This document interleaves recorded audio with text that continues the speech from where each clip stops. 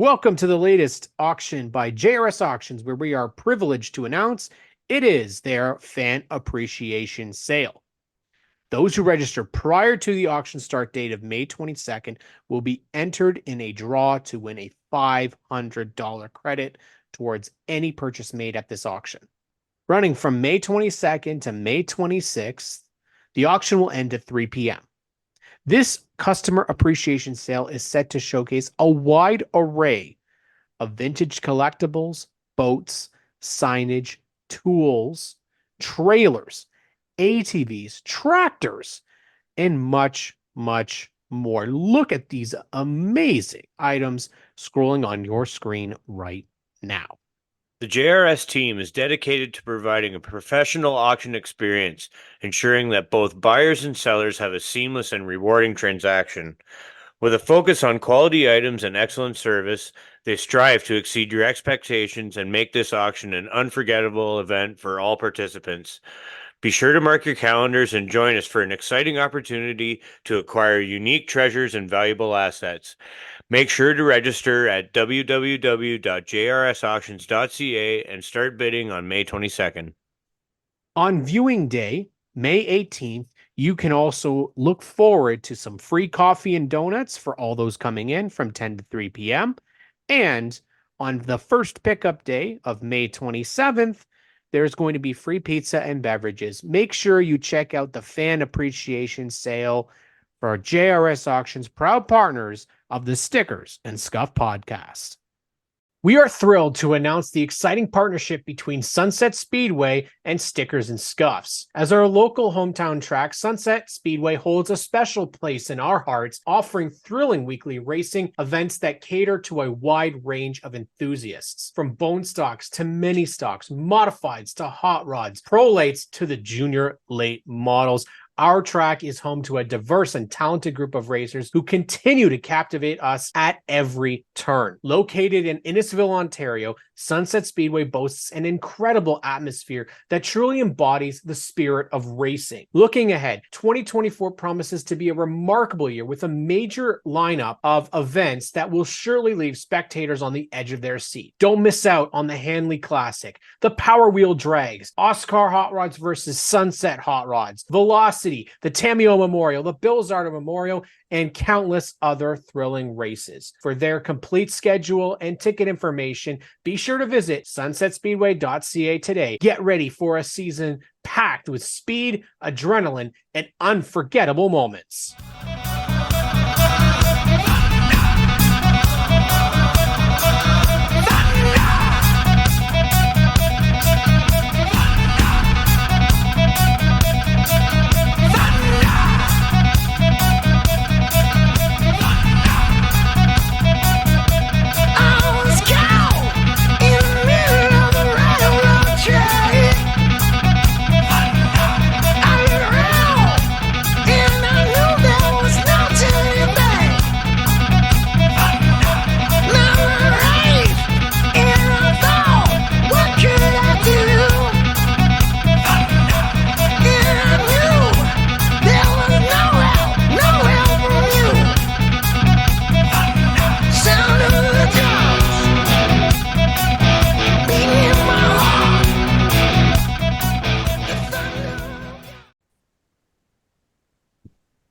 Hello, everybody. Welcome back to Sunset Speedway Month here on the Stickers and Scuffs podcast.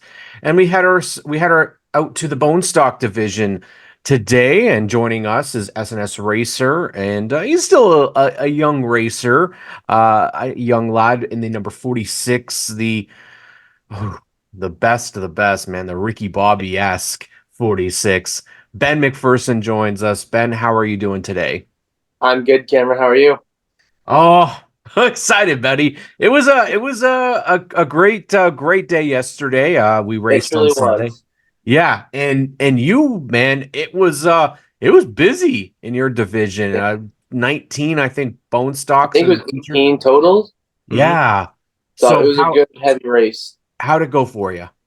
It was all right. We had some incidents in our heat, which because our track is now trying to do a B and an A main, we now only have one heat. So our heats determine where we start. So if you get messed up during the heat, it starts you further back. Mm-hmm. So I got messed up during my heat, and I started the feature in 15th, but I managed to gain a couple positions. I think I finished in 11th or 10th. So overall, I can't just call it a bad night. No, not at all. And one thing that I think is very fun about Sunset is that your division especially runs every lane of the Yeah, track. we take as many spaces as we can. Any inch we can get, we will go for. Yeah, I love watching the bone stocks at Sunset for that reason. It's just like the track is, I mean, for the cars on slicks and rear wheel drive and stuff like that, it's very much 1.5, 2 at most groove or whatever. But I mean, the bone stocks, like you can run all over that place and it makes for constant activity and action everywhere. But also at the same time, you got to really know what's going on around you, right? Yeah, you really do. You have to be very cautious and very aware of where you are and where everyone else is. Yeah. Yeah, it gets hectic, I'm sure. Oh, it does. It was fun because really the Bone Stock field yesterday, and really I guess it was the season opener for you guys, essentially, right? Like essentially, yeah, we got rained out last week. Yeah. So how was the raining like? So how did was that any sort of help at all to yesterday? Was the day of the rain out, or was it just not enough time behind the wheel? It was definitely enough time. We got to go out for practices. We got our first. We only made it for the second practice. Unfortunately, we were running a little bit behind as usual. It was a lot of fun. We made it out. Did our first, well, I guess the second practice. We made it out forward. The car felt great. And when we started our heat race, we made it about 4 laps in before it got too heavy of a rain. They had to call us in. Mm-hmm. And they called us out after about 20 minutes, half an hour. They put us back in, and we went and raced. Yeah, it was a good race. I finished that race in 4th. Basically worked for us as an extra practice. Yeah, right. And then it led into yesterday, and the track. It was okay. You and I were there. Graydon was out as well. It was hot yesterday. Yeah, she was hot anyway, right? Yeah. So I think that like the actual like temperature was 31, not including a humidex. So inside the car, how hot was it yesterday? Are you looking for engine temperatures or what I think my body temperature was? Your body temperature. Oh, it was skyrocketing. It was ridiculous. By the end of the night, I was done. My eyes were about to shut on me, whether I wanted it to or not. Yeah, it's like I would imagine, especially having your fire retardant suit on. Like there's you're layered up, your adrenaline's pumping. Like when you're sitting there on the back 40 there waiting to come out on the track. I mean, that's got to be like agony waiting to get out there and just feel some lick of a breeze in through the window or something, eh? That's as much as we can ask for, is when the other cars go by, they blow a bit of a breeze our way. Yeah. Well, I'm the full black car, full black suit, black helmet, everything. Like it gets hot. Yeah. Let's jump back a little bit. I mean, we know you as the Cole Trickle paint scheme and the bone stock division, but you're a karting guy too, and I've heard this story before. Yeah. But tell us how you kind of got into racing and how you arrived in the bone stock division, because as you can tell, everybody watching, Ben's just a tiny fella, right? Big Ben. Well, I used to race go-karts when I was 11. That was more so my introduction to actually driving. Mm-hmm. But as far as a fan, I've been watching racing. I've been going to Sunset Speedway my whole life, going there for my birthday since before I can remember, honestly. Yeah. And so when I got the opportunity when I turned 11 to race go-karts over in Peterborough at Mossport, mm-hmm. we went there, did the season there. Then COVID hit after a great season. Right. Just kind of put a pause on everything. And then 3 years later, we are now welcome back to go. Went down there, got my first heat win at that track, actually. Got a few podiums, which was nice in the feature races. And for someone who's 200-pound racing kids who are 130, that's huge. Yeah, big time. Yeah, the weight makes a huge difference. Absolutely.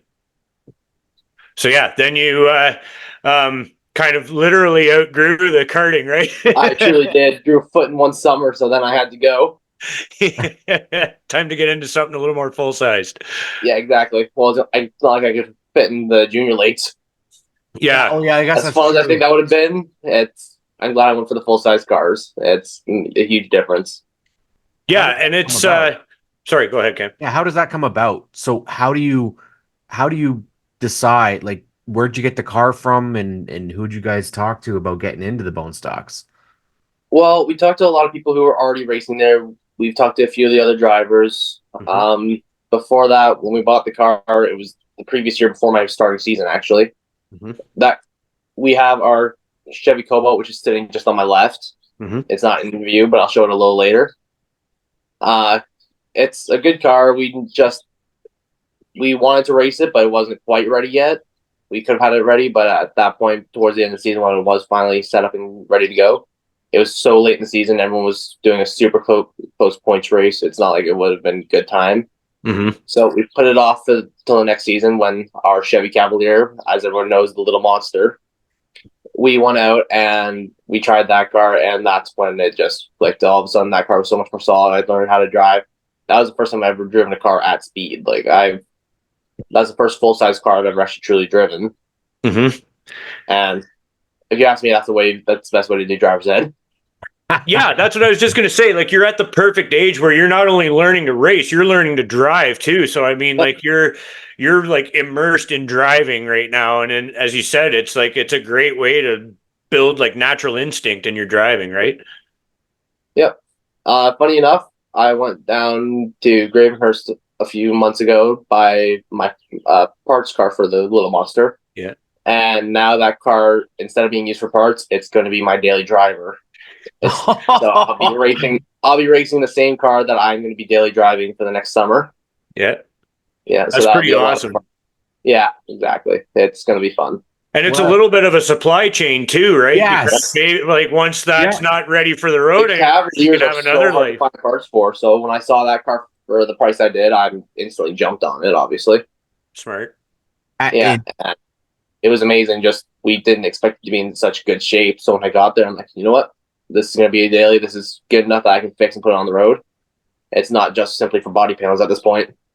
I saw that parked in your drive. Like, do a plug for your sister here too. And I was picking up my hero cards from your sister. That I Yeah, saw the thing parked in the driveway. The thing is in beautiful shape. Like, what a it really survivor. is. Yeah, Needs a little bit of paint, a little bit of framework, but other than that, it's good to go. yeah, that's Yeah, awesome. I love, like, for a guy my age, seeing Cavaliers, not Cobalts and Cruises and stuff like that. Seeing Cavaliers, whether they're that body style or the predecessor square body, it just gets me yeah. right. No, I know. All of a sudden, they're no longer as common as they used to be. Just Yeah. everyone from racers to demolition derby drivers, they're wanting those cars. Mm-hmm. Yeah, Like they're such popular cars that they just get destroyed. and that's the thing Absolutely. is, I think that you know, the world of cars need, people involved in the automotive industry need to know that those cars all have another life after people are done driving with them. They truly do. It's You know, unfortunate that people just get rid of them, send them to the scrapyard. Because Yeah. then you find Like- people like us who still want those cars for bigger purposes. exactly, exactly. All cars can, if we can make a division, people can race them. And Exactly. that's the thing. We talked about, Grady and I talked about it before. We're gonna get a van and truck division in Sunset at some point. A bone At one stock point, van me and division.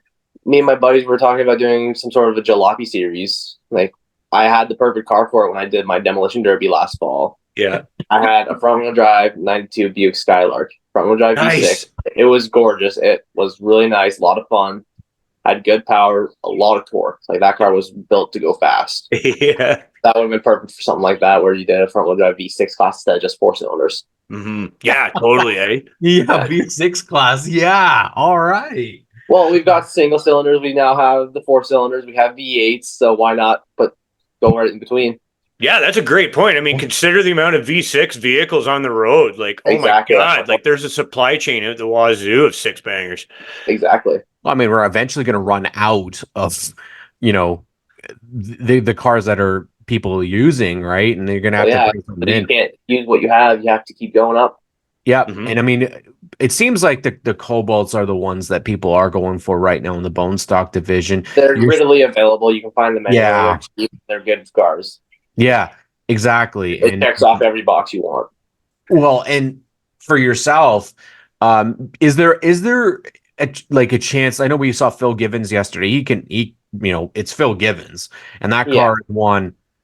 I think what was it? Graydon? It's won a stupid amount of races. That car. Oh my god, I forget what he said. That Or something. I'm like over 100. I'm pretty sure or something. I It's wouldn't be surprised with him. He's yeah. a good driver and has a great car. So like he's still driving the Sunfire, so that thing can still He get showed out up there and yesterday run. with new paints, new decals. It was gorgeous.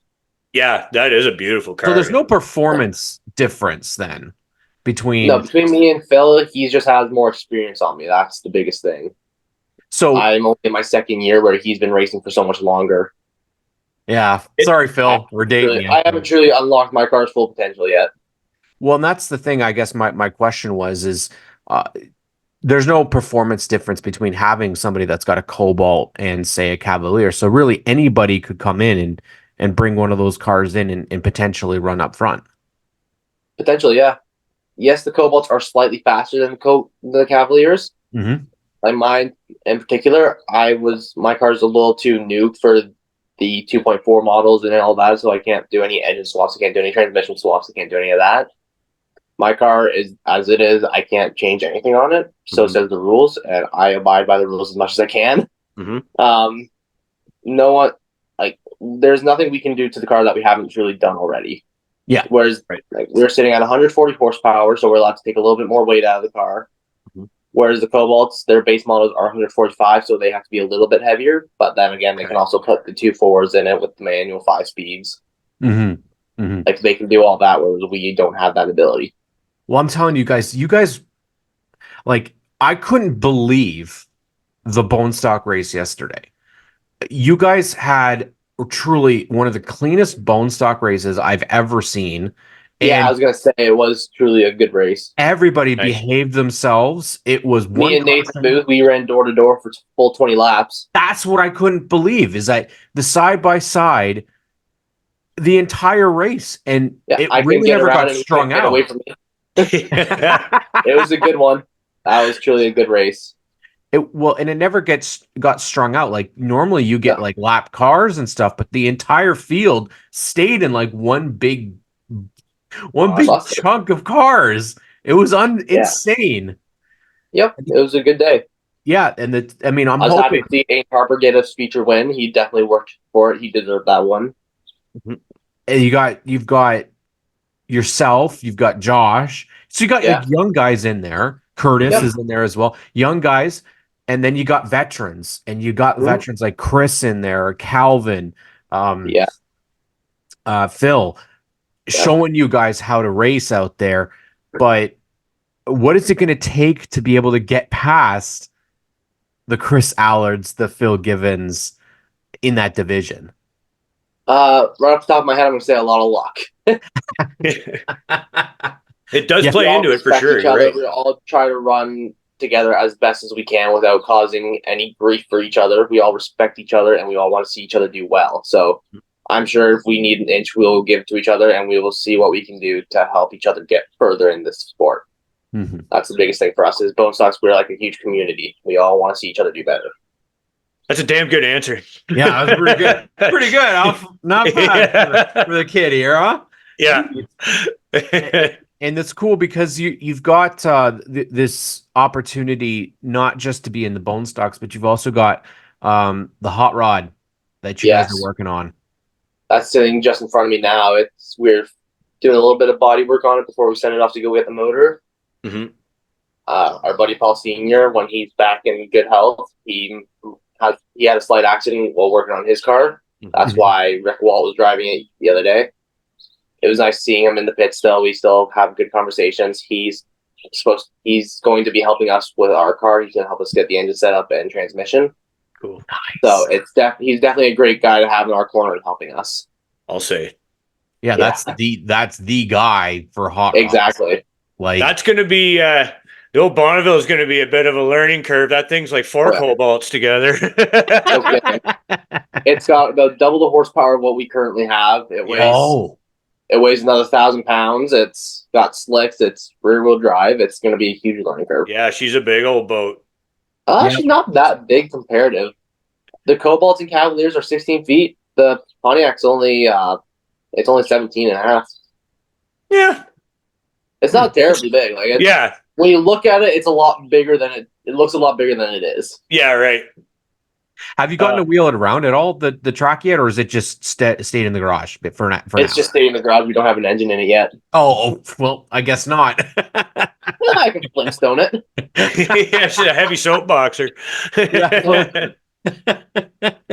What's the season looking like for you, bud? Because you've got, obviously you're running for points at Sunset Speedway. You planning on doing any sort of traveling with the Bone Stock this year? You're going to stick to Sunset?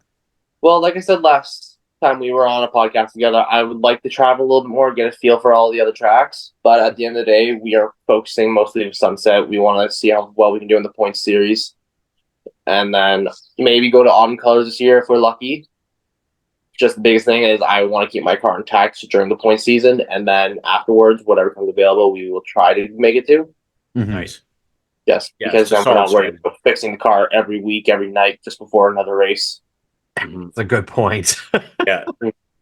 Yeah, I mean, you have like you said, like you have a job, you have to go. Like, there's all other facets of life there's that school, you have to there's kind of work, accommodate. there's this type of work. Like it's working on the cars is a full-time job on top of a full-time job. You truly need to love it to be able to do it. That's again well said. I mean, it's like you make the time if you really want to invest the time into doing it. And if you don't want to just like go there for the sake of burning fuel, like you're going there to try and get all you can and learn. And so, I mean, that's a good quality to have. There's no half-assing it. You're going at it every which way you can. And on that note, sorry, go ahead. It shows us well to sponsors and partners. Anyone who wants to be part of our team. It shows well when we put in the effort to make our cars look the part. You went there for me.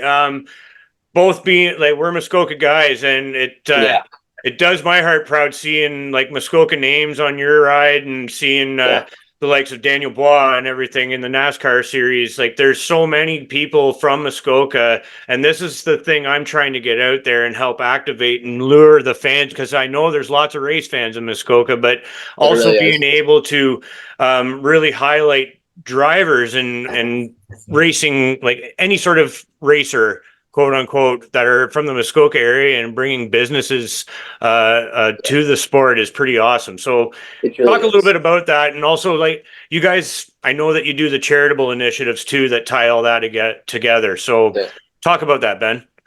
Well, if we're going to talk about partners and sponsors, I'd like to thank everyone that I've got in my corner helping me. Yeah. So we've got quite a list, so you got to stick with us here for a minute. So I'd like to thank Central Tax Service for jumping on this year, as well as Muskoka Brand Gourmet. They gave us some dips that we were able to hand out last week, and we're hoping to do this week again. Yep. They're super fun. They love having their stuff handed out. They love being on the car, watching us grow as a team. We have John Jarvis with Forest Hill Muskoka Real Estate, Pine Hill Iron and Metal, Mike's Landscaping, Courtesy Auto, Stickers and Scuffs, you guys. We appreciate being part of your team. Thank you. RW Automotive, Juniors Haulage, East King Ltd, Mary Lake Motors, Smart Tutoring, Done Right Machinery, Peter Smith Construction, Pamela McCluskey at Edmonds GM, Labracadabras, The Traveling Fur Babies, Trillium Off-Road Recovery, Photography and Writing by my sister Danielle McPherson, Harmony Connections, Green Neck Outfitters, Fire Team K9 Service Dogs, McDonald's Steel, and the newest one, 6S Graphics. Nice. Yeah. They've all joined in over the last year or so trying to help us grow, and we're trying to do right by them, showing off their brands the best way we can. And obviously, like you say, I mean, the dipping sauce packages with like your number and all that. I love that. That's so cool. That was like, talk about activation and like really a great partnership, and the fact that you're doing that with all these companies is really cool to see. Yeah, I love being able to show off their brands as well as our own growing as a team. That's the biggest thing for me. We are helping each other make better. It's Absolutely. the truth, Yeah. right? Now, Ben is still a little bit younger than a lot of the other racers out there. So he is officially part of the Imagewraps.ca Stars of Tomorrow program, which we're doing within the Stickers and Scuffs podcast, thanks to Craig Camrath at Imagewraps.ca. So we have some interesting questions to ask Ben to know a little bit more about him personally. Ben, these aren't the stereotypical questions. These are a little bit more personal, a little less serious, if we can say. So let's start off with your pre or, and we say or because some people don't choose to eat before a race. So what's your pre or post race favorite meal? I don't eat during the race days. It's a long trip home and it's a long trip back, and it's such a busy day. You can't afford to be running in and out of the washrooms and everything like that. Like for me, I know a lot of people will sit there and have their team work on their cars while they can enjoy a snack for the break. But I'm just go, go, go. My team is simply me and my dad in the pits. It's a huge thing. Mm-hmm. I'd love to thank my parents for everything they've done for me. They give me the best opportunities that I can have. Nice. But at the end of the day, I don't have time to eat during the day. And it is just go, go, go. Yeah. It's amazing. At the end of the night, we usually stop for something. We usually stop at an on-road, get some A&W. If not, we'll stop in Barrie and get Burger King. Nice. That is our post-race tradition. We always stop for food, and we always just talk about the night. We always have fun. Nice. There you go. That's great. That's a good start. Who's somebody that you really like racing with? That's a hard question. We have so many good people in our division. Like I said, we have Josh Berry. We now have Jason King, Chris Allard, Phil Givens, Aiden Harper, Jordan Owen, Carly Willman, and we have so many others that are just joining in and coming to race with us. Who is someone that you would love to be able to race against that you haven't yet? When I get into the hot rod, I want to, I've cheered for Stomping Tom my entire life. I would love to race with him. I would love to race with him, just get that picture, get that time to race with him. Yeah, that's a good one. Pepsi or Coca-Cola? Depends on the mood. It depends on what's available at the time. If I'm at my day job or after school job, all we have in the fridge is Pepsi. So I'm just sure, why not? But if I'm going to say McDonald's or something in a drive-through, I usually get a Coke. Yeah. Do you prefer day or night races? I like the night. It's like for my personal preference, just when we're going around turn 1 and 2 at sunset, the sun's always in your eyes during the day, and you can't see anything going in the corners. Not to mention the pictures look way cooler in the dark. If you have something like a reflective tape or something like that for taillights and headlights, it just pops so much more. All the stickers pop. Yeah. It makes a huge difference. What's your favorite racing driver? And it can be an Ontario racing driver and, say, a professional in NASCAR or Formula One or IndyCar. Well, growing up with him, he was kind of like a mentor to me. He grew up with my dad, so I watched him race a lot in late models and super stocks. That would have to be Gord Shepard. Yeah. Yeah, that's a good one. The number 10S, he was a huge inspiration watching him race. Definitely a good one. Yeah. The one thing that we want to do with Imagewraps.ca is give opportunities and get to for people to get to know a little bit. So we're just having a couple of random questions. Thanks to Craig. The opportunity is out there for young racers to get a chance to win a new set of gloves and shoes, courtesy of Imagewraps.ca. So we want to thank him for Craig and Imagewraps for that segment. Ben, you're an SNS racer. You are one of the youngest racers that we've got, aside from the junior late models. But we'll say they're the younger guys. Yeah, but not quite that young. Yeah, you're not at the But, kids' table. Yeah, not at the kids' table. Not that you would fit at the kids' table. Let's be honest. I don't know. I think I can wedge in there. Give me a shoehorn. But we wish you the best of luck, buddy. It's Thank you awesome to very get to have you on the podcast finally. Thank you, And Tyler. I appreciate it. no, we got you. We're gonna have you a couple more times. That's Ben McPherson. How can people follow along with you guys on social media? Because you're very active. Yes. Well, anyone can follow us on Facebook. We're at McPherson Motorsports. We have an Instagram. We're sort of dabbling in TikTok a little bit. I'm posting a few videos of within the summer, just trying to get it out there as much as we can. There you Because the go. more way we show off our car, the more way we show off our partners, and then that just snowballs. Like it just comes more and more for us and for them. Well, man, you guys are one of the best, as we were saying, like with the activation and the social media stuff, and really showcasing your partners. So keep it up, and we'll see you again real soon, bud. Thank you very much. I appreciate it. That's Ben McPherson here on the Stickers and Scuffs podcast.